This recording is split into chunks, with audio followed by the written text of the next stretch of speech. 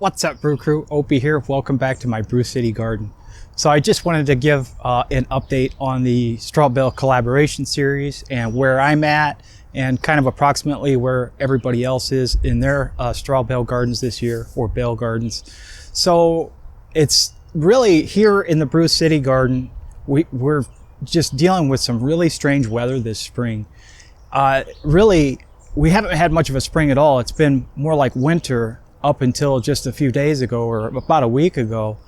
And even now the temperatures are still getting down into the 40s at night. So kind of a really strange season, just tons of cold, a lot of rain. So it's really got me way behind for the year. Now, starting about 2 or 3 weeks ago, I started planting out the main bale garden. If you recall, we sowed carrots and other small root crops, which are actually doing really well. They really took to the rain and they just kind of liked that environment. So I had just an excellent germination rate, especially in my carrots, but also in my beets, turnips, small root crops like that. I don't have any complaints at all as far as that's concerned. And believe it or not, I got my tomatoes transplanted shortly after that. And even though the weather's been very cold, the transplants took extremely well. There was little to actually really no transplant shock whatsoever with my tomatoes. So I'm actually really happy about that. And I think that even though the nights have been getting really cold, there's something to be said for straw bale gardening, whereas the bales are breaking down and they're still composting slowly throughout the season, even though we're past the conditioning process. So that makes the bales they're still warm, which are keeping the root balls of those tomatoes warm, which I think has really been the determining factor and the reason why they haven't just totally croaked on me due to the cold weather. But overall, the tomatoes, I have no complaints whatsoever. They look fantastic. I mean, they just look wonderful. So we're doing really well there. I also put in my peppers last weekend, and again, no transplant shock whatsoever. They've been holding up to the cold very, very well. So as far as, my transplants, my warm weather crops, the peppers and the tomatoes, they're really doing just excellent. Now, if I go back and take a look at the bok choy, which was one of the first transplants I actually put into the bales, I'm having some mixed results on the bok choy. Some of it looks good and they look like they're starting to kind of spring back to life and are looking pretty good, but at least one of them are going to flower now. So, I try not to get married to my plants, so to speak. So if I feel like, it's going to be a loss, right now I'm kind of debating on whether or not to yank them out and plant something else in there that I know is going to do well for the warmer weather season.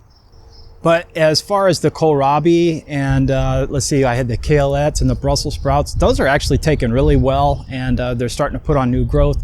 They look really great, so I've got some fairly high hopes for those this season. I think they'll do well, and they'll stand up to the heat and all that. I don't really have to worry about those bolting on me or anything crazy. So I think those will do well. Hopefully we get a decent crop this fall.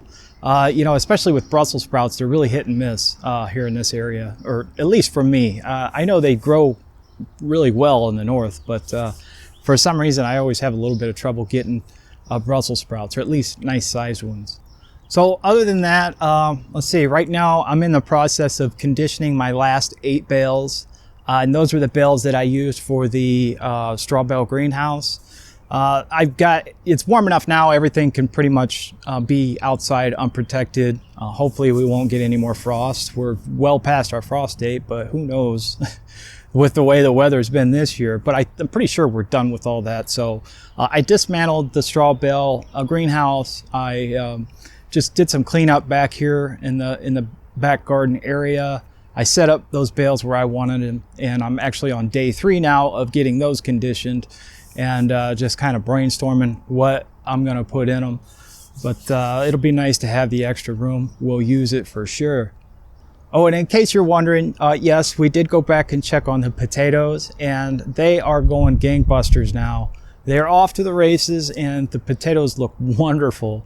It's funny, when I was back there checking on them, I actually, as soon as I got back there, I ran into a squirrel that was chasing a little baby rabbit around the garden, which I thought was somewhat amusing.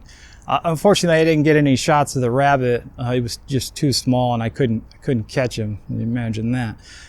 But the squirrels seemed to not really care about my presence, so he stuck around and said hi and showed me his tree climbing skills. So it was kind of a neat experience first thing in the morning here. But anyway, now that the weather's starting to cooperate, I think we should be in good shape, and hopefully we'll be able to catch up pretty quickly.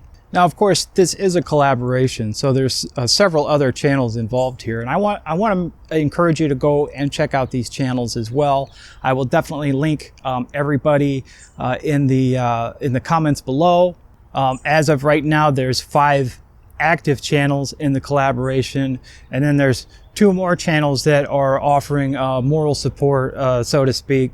So we're super glad to have those guys on board and to help out, especially the new Bale gardeners. Now, as far as where everybody's at, I think Amy over at Hummingbird Hill Homespun is doing fairly well. She was having some troubles with the rain, which is kind of the same thing we're dealing with here. So it seems like a lot of the fertilizer, she's using organic, so it seems like a lot of her fertilizers either haven't broken down to be available yet or have just completely washed out of the bales. And so some of her plants are struggling a little bit. She went back through and I believe hit them with a fish emulsion or some kind of nitrogen fertilizer, and things are perking back up there. So Amy's hay bale garden is actually doing really well. Linda over at PG Nano Farm seems to be having a little bit better luck, but she's kind of in that same area over on the West Coast. So I think, you know, they're dealing with some iffy weather this spring as well. But the last I seen of her garden actually looks pretty good. No complaints there. And then there's poor Henry and Irene down there at Brainstorm Acres that are just getting killed by the weather this year. They had a super late frost come in, so they had to scurry and scramble and get things protected. At the same time, they're getting ready to take a road trip, so that I can only imagine is incredibly frustrating. But it looks like the majority of their plants actually weathered the frost very well. And they just put out a couple videos. They're transplanting their tomatoes into their bales. But it's so windy out there in the desert. I mean, it's crazy how windy it is. So the tomatoes seem to be doing well, and I imagine the stalks on them are going to be like tree trunks after dealing with that wind. But you know, their bales are coming along. They're really starting to get stuff transplanted in them, and things are starting to look pretty good down there as far as that's concerned. It seems like the only one that's not running into some serious weather issues this year is Rob down at Essayons Family Garden. You know, he's off to the races. I think he got a head start on all of us and hasn't really been dealing with too much crazy weather. So his garden's really off to a really good start.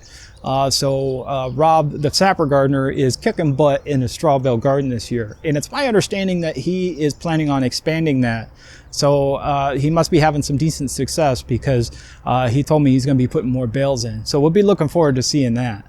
And again, don't forget to check out the 2 supporting channels, CB's Greenhouse and Garden and Straw Bale Gardening Australia. Those guys are just offering some experience and support, especially to the new bale gardeners this year. So thanks to you guys, and really appreciate what you're doing to help out the straw bale gardening community. All right, guys, it seems like we're dragging on a little bit here, but I just wanted to, you know, try to touch base on a little bit of everything as far as the collaboration and my straw bale garden is going so far this year. Hey, thanks again for joining me here today at the Brew City Garden. I always appreciate having you guys here, and I hope your guys' garden is doing just as well or hopefully better than mine. Make sure you stay tuned because I've got updates galore coming. We've got all kinds of things going on here with the Brew City Garden this year, and I really don't want you to miss it. It's still going to be an exciting season, and I'm just really looking forward to seeing how everything turns out, and I would love you to join me. All right, guys, it's time for me to get out of here. I still have a ton of work to do out here in the straw bale garden, so I want you to have an awesome day, and until next time, we'll see you.